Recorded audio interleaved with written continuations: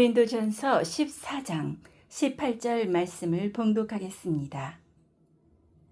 내가 너희 모든 사람보다 방언을 더 말함으로 하나님께 감사하노라. 바울의 비밀, 이러한 제목으로 말씀을 드리겠습니다.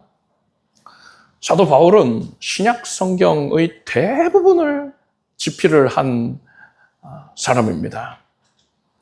사도 중에 사도요, 대사도라고 감히 말할 수 있죠. 성경을 집필을 한다는 것은 성령께서 각별하게 붙잡으셔서 감동을 부어주신 것인데, 신약 성경의 대부분을 집필했으니까 정녕 이 신약 시대에 귀중하게 쓰임받은 일꾼이다 말할 수 있을 것입니다. 그리고 사도 바울이 스스로 말하기를 내가 모든 사도보다 더 많이 수고했다라고 했어요. 여러분, 이게 자기 자랑하는 겁니까? 아니면 과장하는 겁니까? 허풍이 심해가지고 이런 말 한 걸까요? 만약에요, 어떤 목사님이 자기 회고록에 아니면 설교집에 내가 다른 여타 목사들보다 더 많이 수고했다, 일반적인 목사들보다 훨씬 수고했다 이러면은요, 자기 자랑이 맞아요. 그러면 그분은 자기 자신을 너무 사랑하고 또 과대평가하는 그런 성향이 있다 할 수 있죠. 그런데 사도 바울이 어디서 그런 말 했습니까? 그냥 자기 회고록에서 얘기한 게 아니고요, 성경에서 말했어요. 성경은 성령의 감동하심으로 기록이 되는 것이거든요. 성경 말씀에 사도 바울이 다른 모든 사도보다 더 수고했다 이렇게 기록이 되어 있다는 것은 이걸 하나님께서 그렇게 평가하신 겁니다. 하나님께서 그렇게 인정을 하셨기 때문에 사도 바울을 통해서 그렇게 고백이 되어지게 하신 것이지요. 이렇듯 사도 바울은 다른 사도들에 비해서 더 많은 일을 감당을 했습니다. 그런데 결코 지치지 않고 그 모든 사역을 능력 있게 완수해냈습니다. 초대교회 시절에 그렇게 세계 각 지역으로 복음이 뻗어나갈 수 있었던 때에 대부분의 그런 경우가 사도 바울을 통하여서 이루어졌단 말이에요. 하나님께서 참으로 귀중하게 쓰신 일꾼이다 할 수 있습니다. 사도 바울은 어떻게 이렇게 다른 모든 성도들보다, 다른 모든 사도들보다도 하나님께로부터 더 충만한 영감을 받아서 성경을 기록할 수 있었고, 그 맡은 사역을 능력 있게 넘치도록 감당을 할 수가 있었을까요? 오늘은 이것을 가능케 하였던 바울의 비밀에 대해서 말씀을 드릴 겁니다. 우리는 능력 있게 신앙생활하기 위해서 성령으로 충만함을 받기를 간절히 사모하고 있습니다. 그것은 오늘날의 모든 성도들뿐 아니라 모든 온 시대의 성도들이 간절히 바란 바였습니다. 그렇다면 이것부터 알아야죠. 성령 충만하면 어떤 증거가 나타나느냐? 도대체 뭘 가지고 성령 충만하다 말할 수 있는 겁니까? 성령을 받았다, 성령으로 충만하다라는 증거는 크게 두 가지를 들 수 있습니다. 기도할 때 목이 상해가지고 쇳소리가 난다, 막 이런 소리 난다든가, 아니면은 특별한 그런 어투, 어떤 지역의 사투리, 이런 거 흉내낸다고 해서 성령 충만 아니고요. 성령 충만의 증거는 두 가지입니다.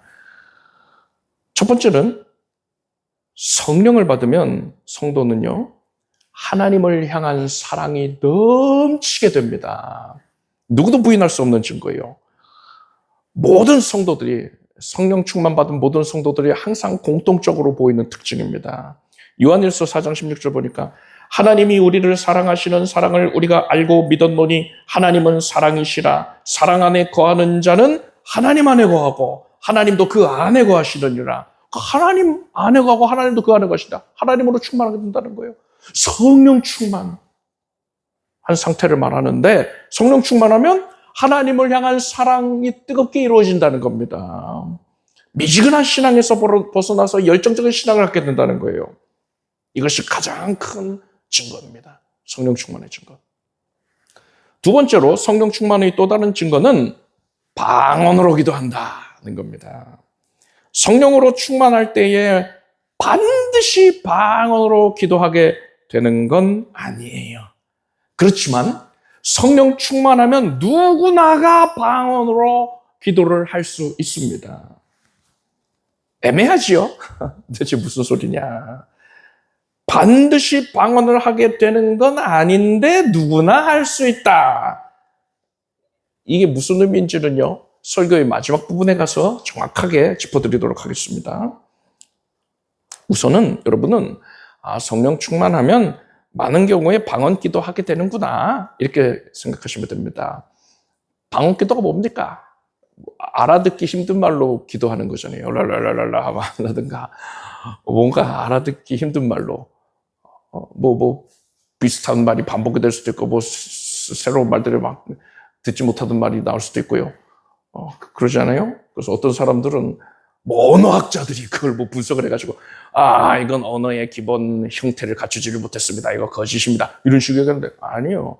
그건 세상 기준이고 영적인 세계에 속한 것이기 때문에 그런 기준 가지고 분석할 것이 안 됩니다. 같은 말만 계속 반복한다 하더라도 거기에 풍성한 다채로운 의미가 얼마든지 담길 수가 있는 것이거든요. 자, 그렇게 알아듣지 못하는 말로 하는 기도가 방언 기도일진데 성령 충만하면은 이렇게 방언으로 기도를 하게 된다는 것이죠.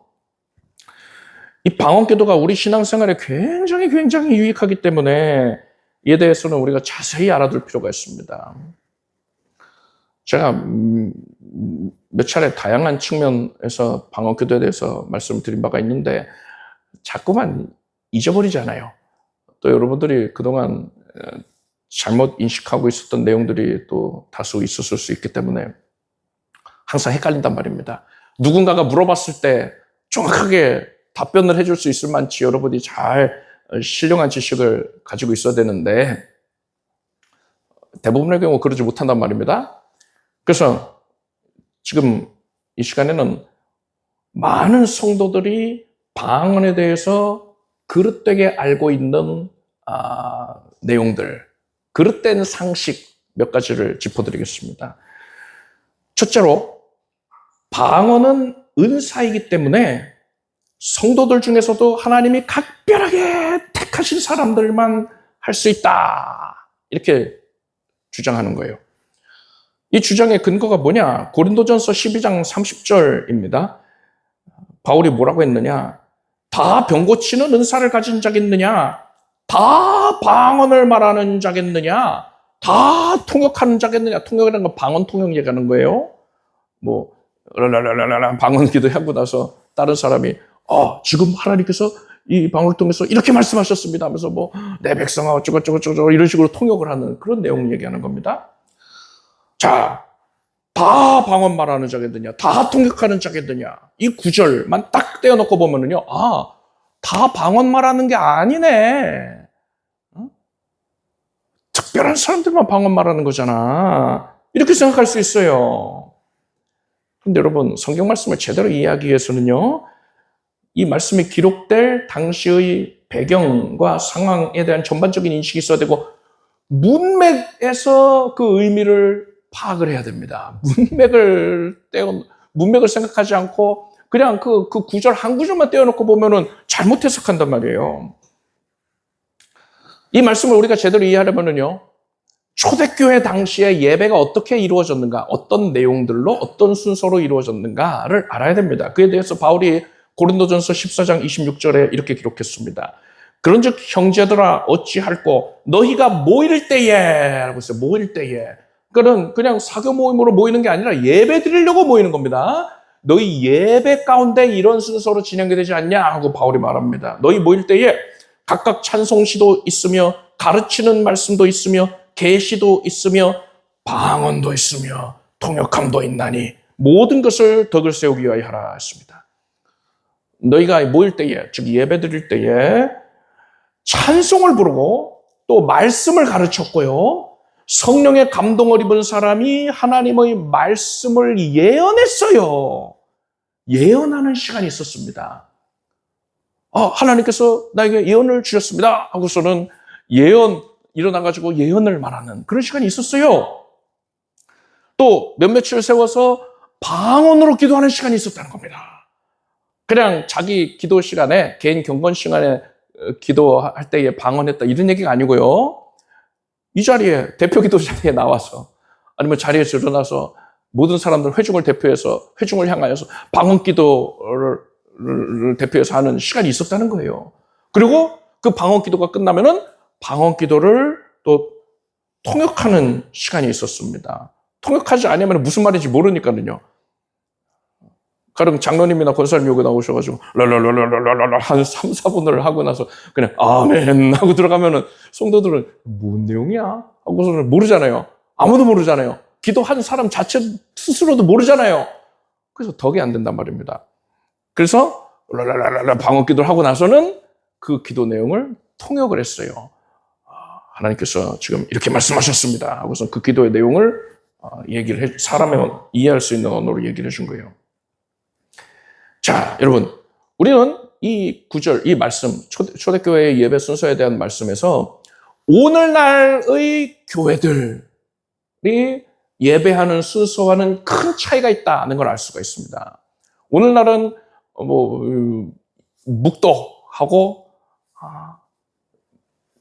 그 다음에 만복의 근원하고 우리 교회는 그렇게 하잖아요.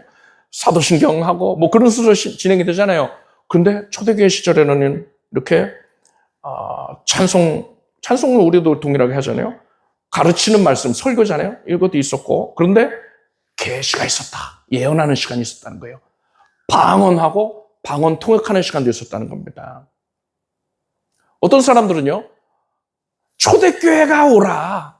오늘날에는 비성경적으로 예배하고 있는 거야. 이러고서는 초대교회로 돌아가자. 그러고는 예배 시간에 자, 이제 예언을 하겠습니다. 예언할 사람 나오십시오. 해가지고 예언하게 시키고, 하나님께서 뭐라고 말씀하셨습니다. 하나님이 나한테 이렇게 말씀하셨네요. 그 예언자들이 일어나서 예언하고, 방언하는 사람이 또 방언하고, 통역도 시키고, 신사도가 그러잖아요. 이단입니다. 이단이에요. 오늘날은 그러면 안 돼요. 왜요?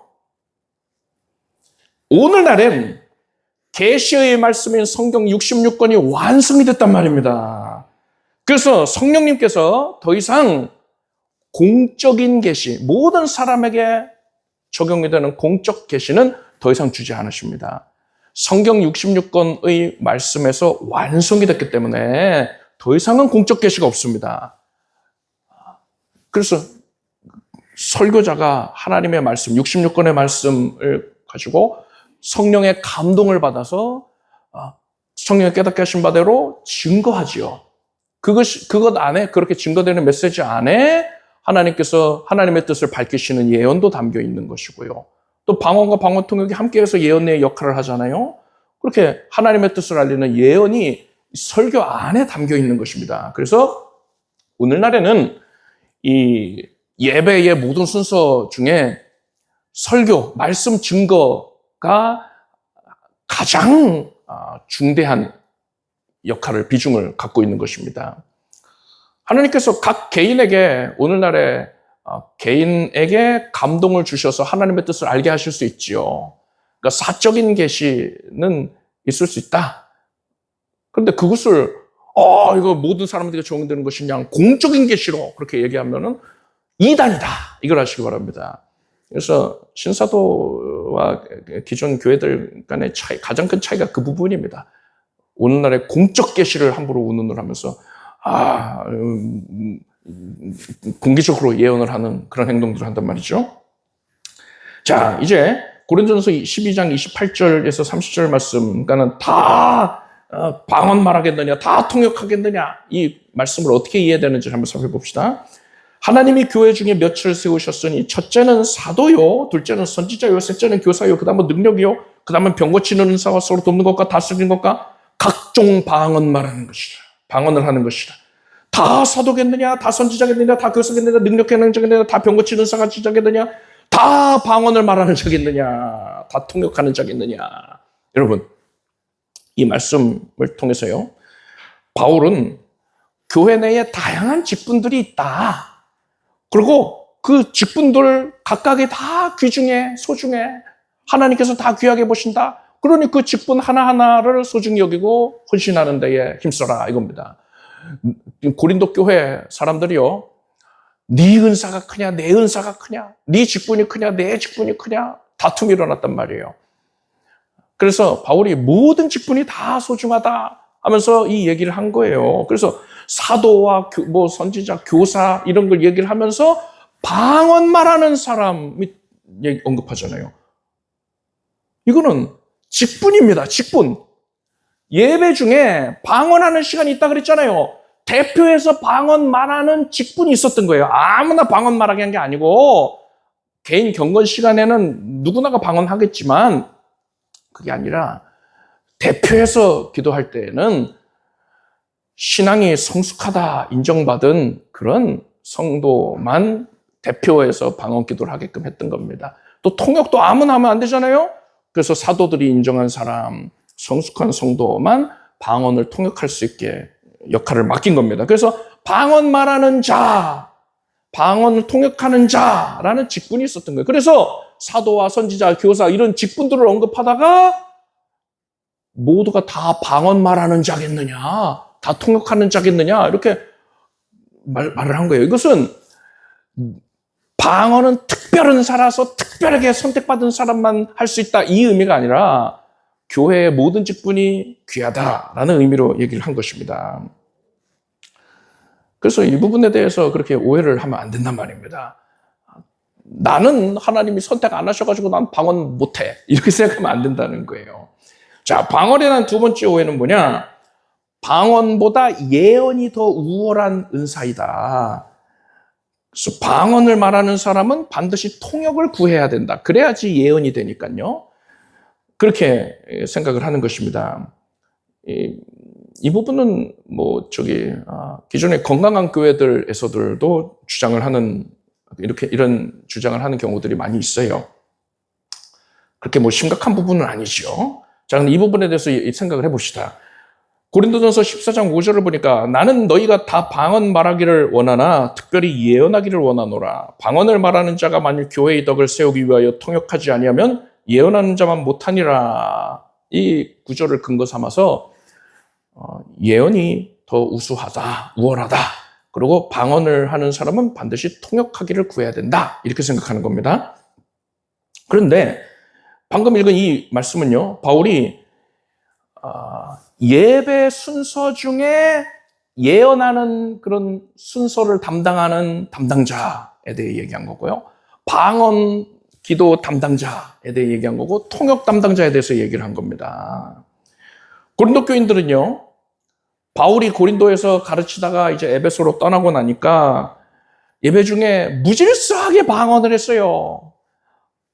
순서를 정해서 방언 기도자들이 일어나서 기도를 하고 그렇게 대표성을 가지고 해야 되는데 나도 할래, 나도 하면서 이 사람 방언 기도하고 저 사람도 일어나서 방언 기도하고 저 사람도 방언하고 그런 거예요. 여러분, 다시 말씀드리지만 이거는 여러분이 개인적으로 기도하는 방언 기도를 얘기하는 게 아닙니다. 여러분, 개인적으로 기도하는 거 있잖아요.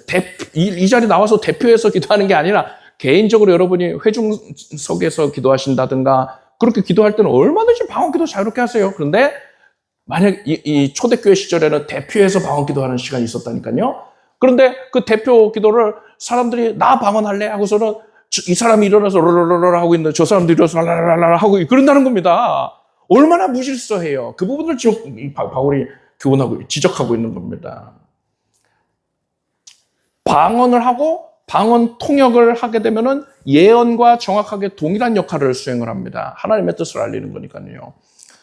그런데 만약에 그날 예배 때에 통역하는 사람이 예배에 나오질 않았어요. 그럴 수 있죠. 그럼 어떻게 되느냐? 방언 말하는 사람이 라라라라 방언을 했어요. 아멘 하고 끝났습니다. 그게 다예요. 무슨 내용인지 몰라요. 그럼 성도들이 당혹스럽잖아요. 교회에 덕이 안 된다라고 표현을 한 것입니다. 덕이 안 된다. 그러니 이렇게 통역하는 사람이 없는 경우에는 대표해서 방언하는 사람, 그날은 방언 기도하지 마. 이렇게 얘기한 겁니다, 바울이. 그래서 바울이 만일 통역하는 자가 없거든 교회에서는 잠잠하고 자기와 및 하나님께 말할 것이요 라고 했습니다. 방언기도 너 개인 경건 시간에 하고 대표에서는 그날은 하는 거 아니야. 통역자가 없으면 하는 거 아니야. 이렇게 얘기한 거예요. 그래서 방언 대표 기도자는요, 항상 통역자가 왔는지를 살펴야 돼요. 그게 그 사람의 항상 그 약점이라고 할 수 있는 겁니다. 통역자가 안 오면 나는 오늘 쓰임 못 받아요. 이런 어려움이 있잖아요. 그렇기 때문에 바울이 뭐라고 권면을 한 겁니까? 그러므로 방언을 말하는 자는 통역하기를 기도할지니라고 한 겁니다.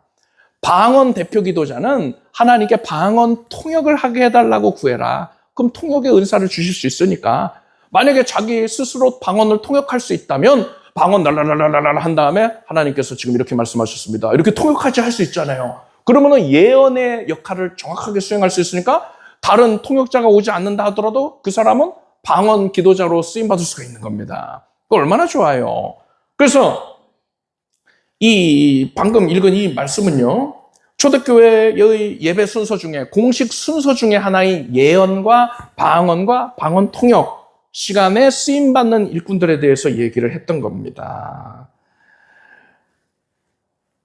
이것은 어디까지나 다시 말씀드리건데 공식적으로 대표해서 방언 기도할 때에 적용되는 얘기인 것이고요. 오늘날에는 그럴 일이 없다니까요. 공적 계시가 완성이 됐기 때문에 그렇게 대표해서 방언 기도 안 하잖아요. 그러니까 이 말씀은 오늘날에는 우리한테 적용을 할 필요가 없는 내용이 되는 것입니다. 개인 경건 시간을 위해서 개인적으로 방언 기도할 때에는요, 굳이 통역 안 구해도 돼요. 그런 가르침은 없습니다. 그래서 바울은요, 오히려 방언 말하기를 금하지 말라고 했고요. 오늘 본문인 14장 18절에서는 내가 너희 모든 사람보다 방언을 더 말함으로 하나님께 감사하노라 했습니다. 너희 모든 사람, 그 누구를 가져온다 하더라도 내가 방언을 더 말한다. 이렇게 얘기했어요.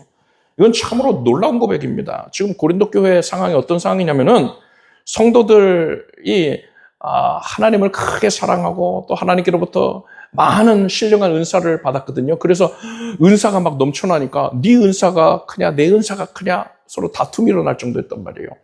방언 기도도 너무나 많이 해가지고 문제가 될 정도였습니다.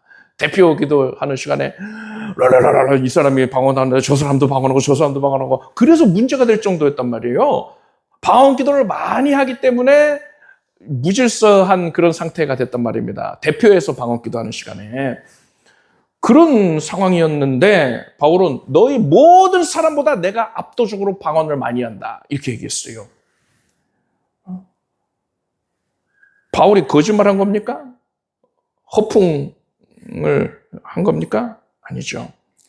바울이 방언기도 많이 하는 고린도 사람들보다도 압도적으로 더 방언을 많이 말하고 있다고 얘기한 것을 볼 때에 우리가 한 가지 확정적인 사실을 알 수 있어요. 바울은 항상 끊임없이 방언으로 기도를 하고 있었다는 것입니다. 언제나 방언으로 기도하는 것. 이게 바로 다른 모든 사람들보다 바울에게 하나님의 계시와 영감이 넘칠 수 있었던 이유였던 것이지요. 바울의 비밀은 뭡니까? 항상 방언으로 기도하는 데 있었던 것입니다. 쉬지 말고 기도하라 했잖아요. 바울은 쉬지 않고 항상 방언으로 기도하고 있었던 거예요. 바울이 이토록 사랑했던 방언 기도는 하나님의 능력으로 들어가는 통로가 됩니다. 방언 기도의 유익 7가지를 정리해서 말씀드리겠습니다. 그 첫 번째는 방언 기도는 하나님과의 깊이 있는 영적 교제가 가능해진다는 겁니다. 고린도전서 14장 2절을 보니까요. 방언을 말하는 자는 사람에게 하지 아니하고 하나님께 하나니 이는 알아듣는 자가 없고 그 영으로 비밀을 말함이니라 했습니다. 방언은 하나님과 나 사이에 은밀하고도 깊이 있는 교제입니다. 그래서 전용 통신선이 열리는 거예요. 이게 얼마나 깊이가 있냐면요. 기도의 내용이 암호화가 돼 있어요. 그래서 오직 하나님만 그 뜻을 아십니다. 그 외에는 그 누구도 알 수가 없어요. 심지어 기도를 하고 있는 당사자인 나 자신도 몰라요. 무슨 내용 기도하는지 몰라요. 랄랄랄랄 하는데 이게 뭔 내용인가? 난 몰라요. 하나님만 하신단 말이에요. 하나님께서 필요에 의해서 그 기도의 뜻을 공개해 주신다면은 그럼 알 수 있죠. 사람을 통해 공개하신다면 그가 이제 방언 통역을 수행한 것이고요. 나한테 알려주실 수 있죠. 그때만 알려주실 수 있죠. 그렇게 공개를 해 주시면 알겠지요. 필요에 의해서 그렇게 공개를 해 주시는 겁니다. 그런데 공개 안 해 주시면 몰라요. 그래서요, 마귀도 모릅니다. 우리가 일반적으로 기도를 할 때예요. 하나님, 이렇게 해주시면 이렇게 해주시길 원합니다. 이거 감사하고요. 저거 감사한데 이것도 해주세요. 이런 식으로 기도하잖아요. 그러면은 그 기도 내용을 마귀가 도청을 해요. 그래가지고 그 기도 응답을 방해를 한단 말이에요. 다니엘서에 이 마귀가 가브리엘이 응답 가지고 오는 것을 막았었잖아요. 21일 동안 막았었잖아요. 그런 식으로 방해를 한단 말이에요. 구체적으로 어디 길목을 막아야 하는가를 마귀가 생각을 하고 그걸 막는단 말이에요. 그렇지만 방언 기도는요, 이게 암호화가 돼 있어서 나 자신도 모르는걸요. 하나님만 아시니까 마귀도 몰라요. 그래서 그 응답을 막을 수가 없는 겁니다. 두 번째로 방언 기도는 하나님의 뜻대로 기도하게 됩니다. 우리가 하나님께 평소에 드리는 기도가 100% 하나님의 뜻에 부합된다고 우리가 자신 있게 말할 수 있겠습니까? 없지요. 그런데 방언은요, 성령께서 주장하시는 기도이기 때문에 나의 뜻, 나의 의지와는 상관없이 하나님의 뜻대로 간구하는 게 이루어지는 것입니다. 그래서 전적으로 하나님의 뜻대로 기도하는 그런 유익이 있습니다. 셋째로 방언 기도는요, 심령의 상쾌함과 안식을 얻게 됩니다. 우리의 마음속을 살펴보면요, 여러분이 현재 느끼고 있는 바, 그것은 마음의 그 수면, 표면 위에 있는 부분이라 할 수 있습니다. 그런데 그 마음의 깊은 곳을 들여다보면 잠재의식이 있어요. 깊은 뻘 같은 게 있습니다. 거기에는요, 불의, 추악, 탐욕, 악의, 시기, 악독의 흔적들이 남아있어요. 죄를 지었을 때 회개하여 사함을 받았다 하더라도 마음속 깊은 곳에는 그 죄의 흔적이 남아있어서 죄책감이 들게 하고 과거의 망령된 생각에 사로잡히게 되는 겁니다. 이쪽에 내가 겪었던 일들, 상처받았던 일들, 그것이 어린 시절에 받았던 것일 수도 있고요. 몇 년 전에 받았을 수도 있는데 그것이 잠재의식 속에 자리 잡고 있다가 불쑥불쑥 드러나는 거예요. 그래서 수면 위에 요동을 치는 겁니다. 그렇게 잠재의식에 들어있는 것들이 우리에게 큰 영향을 끼치는데 방언으로 기도를 하면은요, 그런 잠재의식 속에 있는 더러운 쓰레기들을 성령님께서 소각을 시켜주시는 거예요. 불로 소각을 시켜주시는 겁니다. 이사야 28장 11절 12절을 보니까 그러므로 생소한 입술과 다른 방언으로 이 백성에게 말씀하시리라. 전에 그들에게 이르시기를 이것이 너희 안식이요 이것이 너희 상쾌함이니 너희는 곤비한 자에게 안식을 주라 하셨습니다. 방언 기도를 통하여서 지극한 상쾌함을 맛보지 않은 사람들은 이 말씀을 도저히 이해할 수가 없죠. 방언 기도를 하면은 흡사 저는 아주 날카로운 새꼬챙이로 지저분한 것들을 긁어내는 그런 상쾌함이 있단 말이에요. 여러분, 그런 상쾌함을 맛볼 수 있게 되길 바랍니다.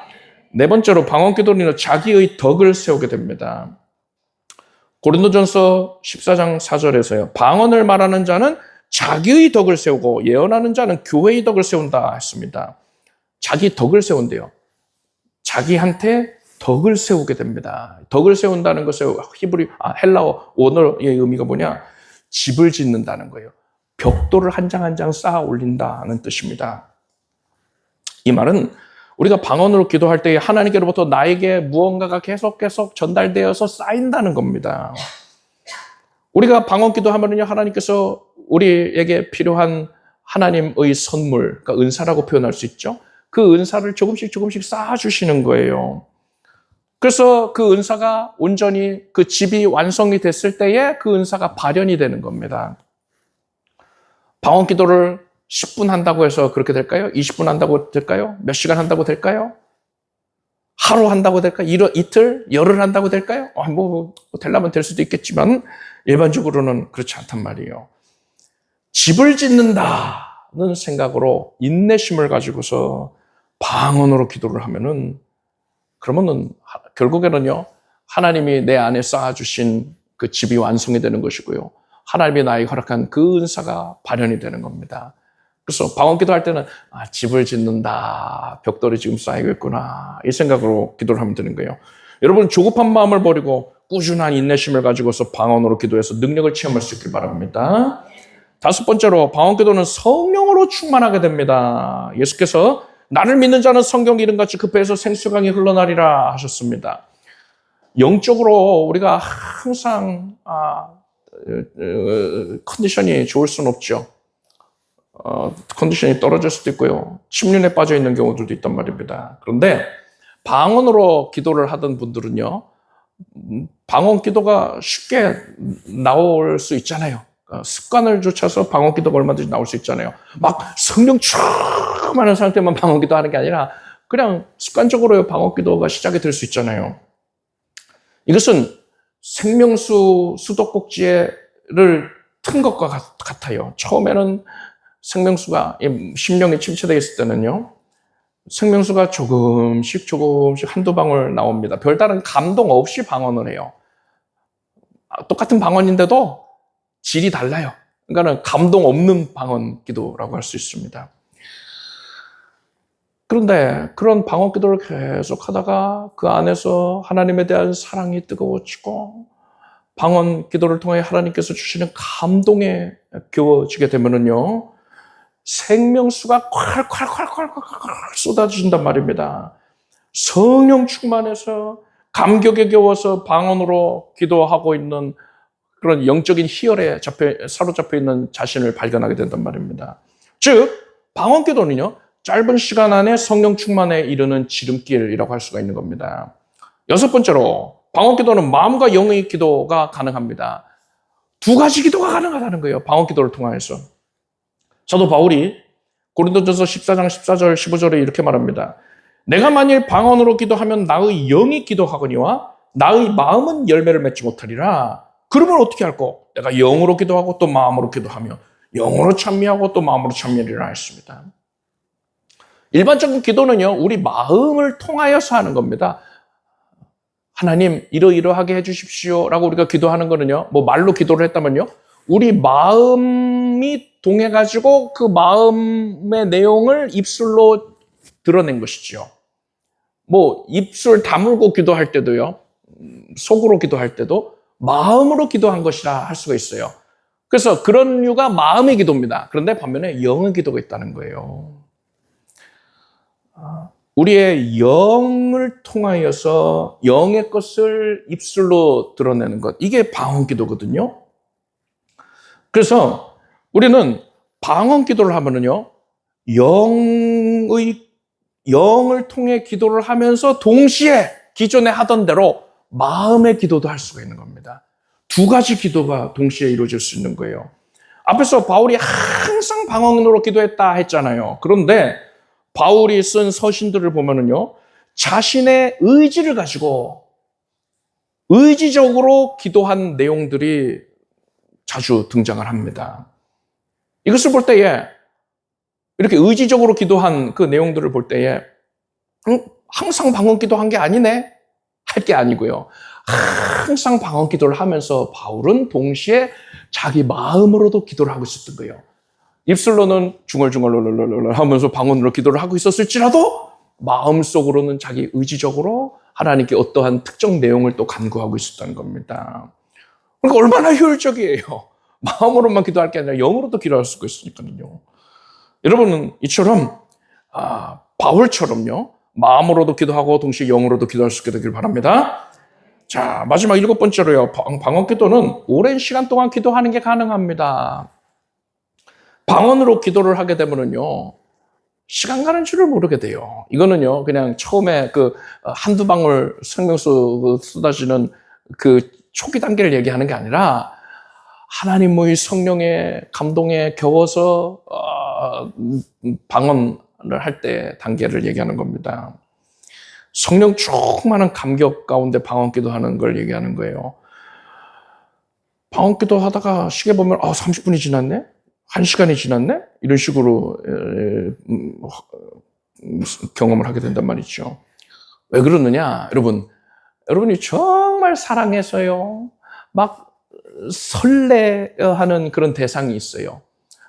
그와 함께 교제를 하고 있는데, 데이트를 하고 있는데 시간이 어떻게 흐를까요? 천천히 흐를까요? 아직도 1분밖에 안 지났네? 이렇게 될까요? 아니면은 시간이 빨리 흐를까요? 1시간? 벌써 헤어질 때가 됐어? 여러분, 시간이 빨리 지날까요? 천천히 지날까요? 빨리 흐른단 말입니다. 누구는 이런 걸 상대성 원리로도 설명을 하던데, 여러분, 우리가요, 성령 충만한 가운데에 하나님과 깊이 있는 교통, 이 방언 기도를 하고 있으면요, 시간이 빨리빨리 지나요. 그래서 그만큼 기도를 많이 하게 된다는 것입니다. 방언 기도가 얼마나 좋은 건지를 알게 되니까는 여러분, 방언 기도 하고 싶지 않습니까? 방언 기도를 통해서 신앙을 성장시키고 하나님의 능력을 체험하기를 원합니까? 그럼 방언 기도 어떻게 하면 될까요? 어떻게 하면 방언 기도할 수 있습니까? 나 방언 기도하고 싶은데 어떻게 하면 돼요? 이렇게 질문을 제가 수차례 받아봤는데 저는 그때마다 이렇게 대답했어요. 방언 기도 하고 싶다고요? 하세요. 하세요. 저는 이랬어요. 이게 무책임한 답변이 아닙니다. 여러분, 예수 그리스도께서 나의 죄를 사하여 주신 은혜를 믿습니까? 그렇다면은 여러분은 방언 기도를 할 수 있어요. 제가 그냥 하는 말이 아니고 성경에 나와 있어요. 마가복음 16장 17절 보니까요. 믿는 자들에게는 이런 표적이 따르니 곧 그들이 내 이름으로 귀신을 쫓아내며 새 방언을 말하며 라고 했습니다. 누가 방언 말할 수 있다 했습니까? 그렇죠. 특별하게 하나님이 방언의 은사를 주신 사람만 할 수 있는 게 아니라 방언은 그런 종류의 은사가 아니거든요. 믿는 자, 예수 그리스도가 구세주 주심을 믿는 자는 방언을 말할 수 있다는 거예요. 왜 그러느냐? 바울이 이렇게 고백합니다. 로마서 8장 26절에서 이와 같이 성령도 우리 연약함을 도우시나니 우리가 마땅히 빌바를 알지 못하나 오직 성령의 말할 수 없는 탄식으로 우리를 위하여 친히 간구하시느니라. 예수 그리스도가 구세주이심을 믿는 자들에게 성령이 들어오셔서요. 성령이 그의 영에 거하시면서 성령께서 우리를 위하여 이미 간구하고 계시는 거예요. 성령의 기도가 이미 이루어지고 있습니다. 그러한 성령의 기도에 성령께서 기도하고 계실 때 성령님께 우리의 입술과 혀의 제어권을 내어드리기만 하면 그게 방언 기도예요. 그렇기 때문에 믿는 자들은 누구나 방언 기도할 수 있다 이겁니다. 앞에서 성령 충만의 두 가지 증거를 얘기할 때에 제가 이렇게 말씀드렸죠. 성령으로 충만하면은 방언을 반드시 하게 되는 건 아니지만 누구나가 할 수 있습니다. 이랬어요. 그 얘기가 바로 이런 뜻입니다. 성령으로 충만해서 그러니까 하나님을 뜨겁게 사랑하는 가운데에 입술과 혀의 제어권까지도 성령께 내어드리는 사람은 방언이 터져 나오는 거예요. 그런데 예수 믿는 사람 중에 또 하나님을 뜨겁게 사랑하는 사람 중에 자기 의지가 강한 사람이 있습니다. 그래서 내 입술과 혀의 제어권을 내어드리는 게 자연스럽지가 않아요. 그래서 그 제어권을 내려놓지 못하는 경우에는 방언을 하지 않는 겁니다. 못하는 게 아니에요. 않는 거예요. 그렇지만 그 사람 역시도 그 제어권을 내려놓는 순간 언제든지 방언을 하게 됩니다. 그 다음에 입술에 그 제어권을 내려놓기 위해서는 어떻게 하면 될까요? 예전에 어떤 목사님이 성도들이 방언 받기를 사모해서 막 기도하고 있는 중에 옆에 가가지고 할렐루야를 빠르게 반복하세요. 이렇게 얘기했대요. 할렐루야, 할렐루야, 할렐루야 하면 이게 방언이 된다. 이거예요. 그 얘기 듣고 처음에 비웃었어요. 코웃음 쳤습니다. 그게 뭐냐. 성경에도 없는 얘기를 사이비도 아니고 뭐 그런 말을 한다냐 했는데 지금 제 생각은요. 일리가 있다. 이렇게 바뀌었습니다. 어떤 분들은 옆에 사람이 방언기도 하는 것 따라해봐요. 옆에 사람이 랄랄라 하면 랄랄라 이렇게 따라해보세요. 이런 식으로 또 얘기한다는데 저는 물론 그 비웃었지만 지금은 일리가 있다. 이렇게 생각합니다. 그렇게 뭐 할렐루야를 빨리 한다든가 뭐 그런 식으로 한다는 거는요. 그거 하면서 막 입술에 제어권을 내가 움켜쥐고 있으려고 이러고 있는 게 아니잖아요. 자연스럽게 이게 뭐야 하면서 그냥 제어권 내어놓는 거잖아요. 내어놓다가 성령께 딱 드리게 되는 그 시점에 방언을 하게 된단 말이에요. 그래서 이 분명한 거는요. 할렐루야를 반복한다고 해서 할렐루야 할렐루야 할렐루야 할렐루야 이게 방언 아닙니다. 다른 사람이 로로로로 하는 거 이거 따라 오로로로로 한다고 해서 그게 방언 아니에요. 그냥 흉내죠, 흉내. 절대 방언 아니에요. 그렇지만 뭐 그런 식의 노력이 입술에 제어권을 내려놓기 위한 굉장히 그럴듯한 훈련은 될 수 있다. 시도는 될 수 있다는 겁니다. 그런 걸 하다 보면 제어권을 딱 드리게 되면 성령께 드리게 되면 그때부터는 방언이 나올 수도 있다. 이거죠. 우리가 특별한 은사, 그러니까 하나님께서 각별하게 누군가에게 주시는 은사들 있잖아요. 이러한 류의 은사를 지금 얘기한 것처럼 흉내를 통하여서 얻어내려고 한다면 이거는 잘못된 겁니다. 아주 불경스러운 거예요. 그런데 방언 기도는 그렇게 특별한 누군가에게만 주어지는 은사가 아니라니까요. 믿는 모든 사람에게 차별 없이 주어지는 은사인 줄 믿으시기 바랍니다. 보편적으로 허락되는 은사. 믿는 자들의 이런 표적이 따르니 새 방언을 말한다 했잖아요. 이미 예수 믿는 모든 자는 방언의 은사를 받았습니다. 아직 방언 말하는 방법을 모를 뿐인 거예요.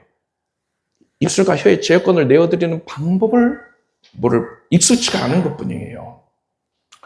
자전거 처음에 두발 자전거 못하는 것과 비슷한 겁니다. 입술에 제어권을 내려놓기 위해서요. 사전에 필수 조건이 있어요. 그냥 세상 일에 골몰하다가 랄랄랄라 한다고 해서 방언 나오는 게 아니고 하나님을 사랑해야 됩니다. 하나님을 사랑해야 돼요. 성령 충만하게 해야 돼서 성령 충만한 상태에서 하나님을 간절히 내 생명보다도 뜨겁게 간절히 사랑하고 있는 상태에서 내가 어떤 노력이 됐건 간에 입술에 제어권을 내어드리면 방언이 터져나온단 말입니다. 그래서 우리 목사님이 할렐루야를 반복하면 방언 나온댔어 이렇게 생각할 게 아니고요. 하나님을 뜨겁게 사랑하는 가운데 입술에 제어권을 내어드리기 위해서 했을 때 그때 방언을 하게 된다. 이렇게 기억을 하시면 되는 겁니다. 오늘 우리는 방언 기도에 대해서 일반적으로 오해를 하고 있는 부분들을 바로 잡았습니다. 그리고 방언 기도가 얼마나 우리 신앙에 유익한지를 알아보았습니다. 그리고 예수님이 구세주이신 것을 믿는 모든 성도들에게 그들에게 이미 방언이 허락이 되었고 입술의 제어권을 성령께 드리기만 하면 누구나 차별 없이 방언의 유익을 누릴 수 있다는 것도 알았습니다. 바울은 내가 너희 모든 사람보다 방언을 더 말함으로 하나님께 감사하노라 했습니다. 여러분은 사도 바울처럼 항상 방언 말하기에 힘쓰므로써 신령한 은사와 은혜들을 날마다 풍성히 누리게 되기를 축복합니다. 기도하겠습니다. 하나님께서 우리에게 방언의 은혜 내리시고 우리가 그 유익을 누릴 수 있게 해주셔서 감사드립니다. 성령 충만하게 하소서. 성령께 우리 입술에 제어권도 내어드리고 방언을 인하여서 우리의 신앙에 큰 성장 있게 해 주시옵소서. 예수님의 이름으로 기도드립니다. 아멘. 모두 자리에서 일어나십시오. 가슴에 손을 얹고 아픔에서 손을 얹고 기도하겠습니다. 거룩하신 성령께서 우리 가운데 임하셔서 우리의 모든 연약함을 긍휼히 여기시고 능력의 손길로 지금 안수해 주신 것을 감사드립니다. 우리의 마음의 모든 상처들을 고쳐주시고 각별히 지금 손을 얹은 육신의 부위에 성령께서 손을 얹으시고 고쳐주시옵소서. 오직 성령의 나타남과 능력으로 말미암아서 깨끗게 하여 주시옵소서. 머리에서 발끝까지 온몸이 수신되게 해주시고 몸에 있어서는 안 되는 것들이 다 사라지게 하소서. 신경의 모든 세포들이 재건이 될 것이고 불필요한 것들은 사라져라. 모든 종양이, 혹과 무록이, 염증의 암세포가 사라져라. 하나님의 생명으로 충만할지어다. 하나님께서 우리를 생명으로 충족해 하셨으니 이제 하나님이 주신 생명을 주를 위하여서 사용할 것입니다. 주님을 기쁘시게 하도록 해서 모이기에 힘쓰고 헌신과 전도에 힘쓰게 해 주시옵소서. 하나님의 능력이 우리 삶 가운데에 나타나서 여리고성이 무너지는 것 보게 하소서. 대성 같은 문제가 무너지는 것을 보게 될지어다. 하나님의 권능의 역사를 기뻐하여 누리게 될지어다. 온 가족이 반드시 예수 그리스도 안이고 하고 하나님을 향하여 높아진 마음들 다 무너져서 겸손한 마음으로 주께 두 손 들고 나오게 될 것이고 주를 성실히 섬기게 될 것이고 믿음의 가정을 이루게 될지어다. 하나님을 사랑하는 마음이 더 간절해질 것이며 주 안에서 기도하는 내용에 성실하게 응답받는 것을 보게 해주시옵소서. 물질 얻는 능도 내려주시옵소서. 예수님의 이름으로 기도드립니다. 믿은 대로 될지어다. 박수 올리겠습니다. 자리에 앉으십시오. 준비하신 예물을 정성된 마음으로 드리겠습니다. 드리신 힘을 위해 축복기도 하겠습니다. 하나님 감사드립니다. 사랑합니다. 의지합니다. 기대합니다. 하나님께 간구한 모든 내용들이 하나님의 연락하심으로 말미암아서 가장 선하게 응답되는 기쁨을 누리게 하소서. 예수님의 이름으로 기도드립니다. 우리 주 예수 그리스도의 무한하신 은혜와 하나님 아버지의 사랑과 성령님의 교통하심이 마음으로 기도하며 또 영으로 기도하기를 입술로 사랑하는 모든 성도들 위해 영원토록 함께 없시기를 축원합니다.